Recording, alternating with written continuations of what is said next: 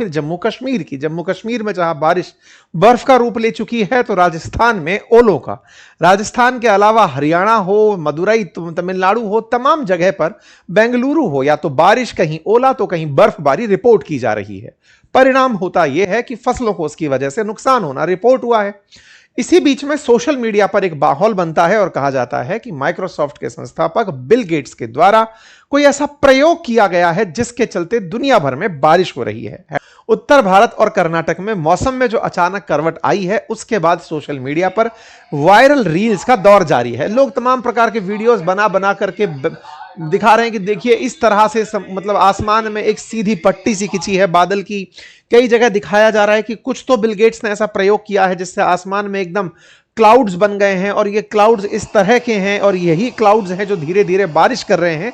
सब लोग ले दे करके सन डिमिंग प्रोजेक्ट को, जो कि देखो समुद्र पर धूप ना आ जाए इसलिए इसने कुछ प्रयोग किया है, उसका परिणाम निकल कर आ रहा है। ठीक है साहब, कुल मिलाकर के बिल गेट्स के ऊपर आरोप लगता है कि उन्होंने मौसम को कंट्रोल करने का कोई प्रयोग किया था जिसका उद्देश्य था कि धरती पर सूरज की रोशनी कम आए। गर्मी शुरू होने से पहले ही उन्होंने यह प्रयोग सफल कर लिया और उनके चलते अब दुनिया भर में बारिश आ रही है और भारत के अंदर बारिश, और भारत का सोशल मीडिया एकदम इसका बज़ क्रिएट करके बैठा हुआ है। तो चलिए फिलहाल इस वायरल मैसेज के जो दावे हैं उनको जान लीजिए। दावा कहा जा रहा है कि बिल गेट्स अब मौसम को कंट्रोल कर रहे हैं। उनका एक स्कोपेक्स करके प्रोजेक्ट है जिसमें केमिकल रेन करवाई जा रही है। हवाई जहाज के माध्यम से केमिकल छोड़कर नकली बादल बनाए जा रहे हैं और मौसम के अधिकार अब निजी कंपनियों के पास चले गए हैं। कुछ इस तरह का माहौल चल रहा है। चलिए आते हैं फिलहाल बिल गेट्स, जिनका नाम फिलहाल तो खैर एप्स्टीन फाइल ताजा उसके कारण भी सुर्खियों में रहा, लेकिन उससे पहले माइक्रोसॉफ्ट के कारण सुर्खियों में भैया रहे ही हैं। दुनिया के अंदर टॉप कंपनी चलाते हैं। इन्होंने असल में वर्ष 2007 में एक फंड दिया था। वो दिया था इनोवेटिव क्लाइमेट एनर्जी रिसर्च नाम का एक फंड बनाया था जिसका उद्देश्य सोलर जियो इंजीनियरिंग करना था, जिसका उद्देश्य था कंप्यूटर मॉडलिंग, थ्योरी और ऐसे प्रयोग करना।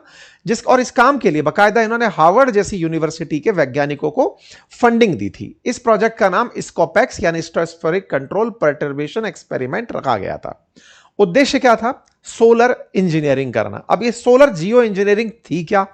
इस बात को समझने के लिए ऐसे समझिए कि हमारी धरती पर गर्मी होती क्यों है।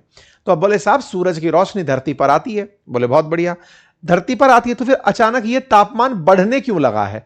मतलब लोग घबरा क्यों रहे हैं ग्लोबल वार्मिंग से? तो बोले साहब जो सूरज की रोशनी धरती पर आती थी ये लौट कर वापस जाती थी, लेकिन इन दिनों जा नहीं पा रही है। अच्छा, कई लोगों की ज्योग्राफी यहां हिल जाएगी। लौट कर वापस जाती थी का क्या मतलब होता है? मतलब यह होता है कि हमारी धरती पर जो सनलाइट आई थी, अंधेरा होने के बाद जब सूरज धरती के उस सरफेस से दूर चला जाता है तो वहां से वो धूप मतलब जो है वो हीट को वापस निकलने लगती है। तो धरती उस टेम्परेचर को वापस निकालती है, हीट को वापस निकालती है।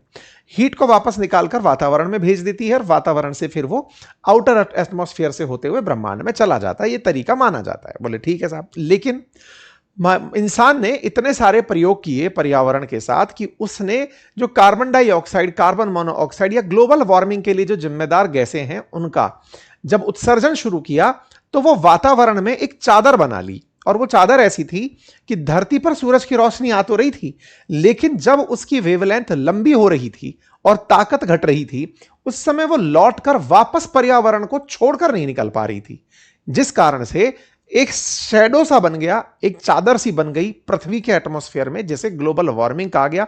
जिस तरीके से बड़े तापमान को ग्लोबल वार्मिंग कहा गया और इस चादर को ग्रीन हाउस कहा गया। बस इसी के चलते दुनिया के अंदर गर्मी बढ़ रही है। यह बात माइक्रोसॉफ्ट को लगी कि अगर ऐसा है तो एक काम करो ना, सूरज की रोशनी जो धरती तक आ रही है इसे कम कर दो, इसे धरती तक इतना मत आने दो कि लौटने में दिक्कत कर रही है। भाई तापमान जब आ रहा है तभी तो दिक्कत हो रही है। बोले इसको कम कर दो। बोले एक काम करते हैं, हार्वर्ड के वैज्ञानिकों को पकड़ा और उनसे कहा कि भाई कुछ ऐसा प्रोग्राम करो जो सोलर जियो इंजीनियरिंग कर सके। कई तरह के मॉडल डिजाइन किए गए। सबसे पहला मॉडल यह था कि क्यों ना कुछ ऐसा किया जाए कि धरती के एटमॉस्फेयर से पहले ही कुछ ऐसे पार्टिकल्स, एरोसॉल पार्टिकल एटमॉस्फेयर में फैला दिए जाएं जो सूरज से आने वाली रोशनी को पहले ही रिफ्लेक्ट करके आउटर एटमॉस्फेयर से वापस ब्रह्मांड में भेज दें। इस प्रक्रिया को एक तरीका माना गया। दूसरा, बोले एक काम और कर सकते हैं, यहां पर आउटर एटमॉस्फेयर में कुछ ऐसे बड़े बड़े शीशे लगा दें सैटेलाइट्स के ऊपर जो सूरज की रोशनी को वहीं पर रिफ्लेक्ट करके वापस अंतरिक्ष की तरफ भेज दें। बोले जब सूरज की रोशनी आएगी ही कम तो फिर जाएगी भी कम, तो इस बात को लेकर मतलब आएगी ही कम तो जाएगी कम तो कोई फर्क पड़ेगा नहीं। ओके, इसके पीछे तर्क दिया गया कि जब ज्वालामुखी फटते हैं तो उनके फटने से बहुत सारा एरोसोल वातावरण में फैल जाता है, डस्ट के पार्टिकल्स, धुआं के पार्टिकल्स फैल जाते हैं। उनकी वजह से सूरज की रोशनी धरती तक नहीं आ पाती, और जब नहीं आ पाती तो कूलिंग होने लगती है, धरती ठंडी होने लगती है। तो ग्लोबल वार्मिंग का अपोजिट है ग्लोबल कूलिंग। अगर धरती पर रोशनी ही ना आए तो धरती ठंडी होने लगेगी। तो बोले चिंता किस बात की, खूब प्रदूषण फैलाओ, सूरज की रोशनी को कम रखो, टेंशन की बात नहीं है। इस सोच के साथ में ये स्ट्रेटोस्फेरिक यानी कि समताप मंडल के अंदर एरोसॉल छिड़कने की योजना का कार्यक्रम शुरू किया गया। तो धरती का जो चारों तरफ वायुमंडल है, इस वायुमंडल में ऐसे पार्टिकल्स को छोड़ा जाए जो सूरज की रोशनी को आसमान में ही वापस भेज दें। इस काम को करने के लिए कई बलून्स का, कई जहाजों का इस्तेमाल किया जाए ताकि इनकी वजह से सूरज की रोशनी आसमान के भीतर भीतर रह जाए, मतलब एटमॉस्फेयर के बाहर ही बाहर रह जाए।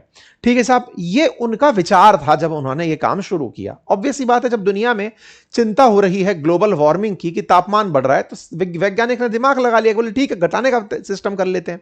तो उन्होंने यह आइडिया लगाया। लेकिन इस आइडिया के साथ चूक क्या थी कि साहब ये कार्यक्रम जहां आप चाह रहे हो वहां हो गया, लेकिन वहां पर प्रदूषण इतना ज्यादा बढ़ गया कि ना तो तापमान में कमी हो पा रही है और ना ही प्रदूषण, तो इसके घातक परिणाम ज्यादा सामने आ सकते थे। तो रिसर्च होना इस पर बाकी था, इसको लागू नहीं किया गया। कई प्रयोग किए गए कि अगर ऐसा कर दिया जाए तो कैसा हो। इसके पीछे वोल्केनो वॉच ने एक पिना ट्यूब इफेक्ट का चर्चा की, जिसमें ऐसा कभी 1991 में रिकॉर्ड किया गया था क्लाइमेटिक इवेंट की सल्फर डाइऑक्साइड के इरप्शन की वजह से, जो कि लगभग 17 मिलियन टन थी, धरती का तापमान 0.5 डिग्री सेंटीग्रेड कम हो गया था।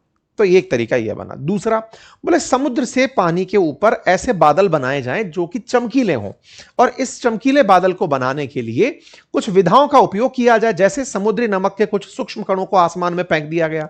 बोले उससे चमकीले बादल बनेंगे और वो बादल जो हैं वो सूरज की रोशनी को ऊपर की ऊपर रिफ्लेक्ट कर देंगे।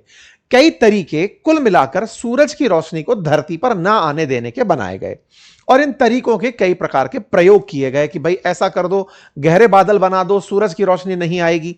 फिर किसी ने कहा कि समुद्र आसमान के अंदर शीशे लगा दो, आसमान के अंदर ही बिजली मतलब सूरज की रोशनी लौट जाएगी ताकि धरती पर गर्मी ना आए।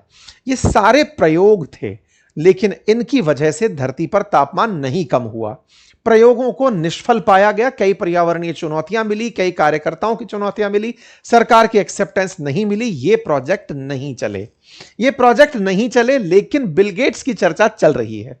बिल गेट्स की यह चर्चा 2021 में निकलकर आई थी कि ये ऐसा सोच रहे हैं, और 2024 के अंदर आई कि उन्होंने अपने इस प्रोजेक्ट को क्लोज कर दिया है। कुल मिलाकर के यह प्रोजेक्ट आज की स्थिति में नहीं चलता है। यह बात खुद दिसंबर 2025 में बिल गेट्स ने स्वीकार की कि भाई सोचा जरूर था, लेकिन हमने इसको एग्जीक्यूट नहीं किया, और हम सूरज की रोशनी को कम करने का कोई प्रयास नहीं कर रहे हैं।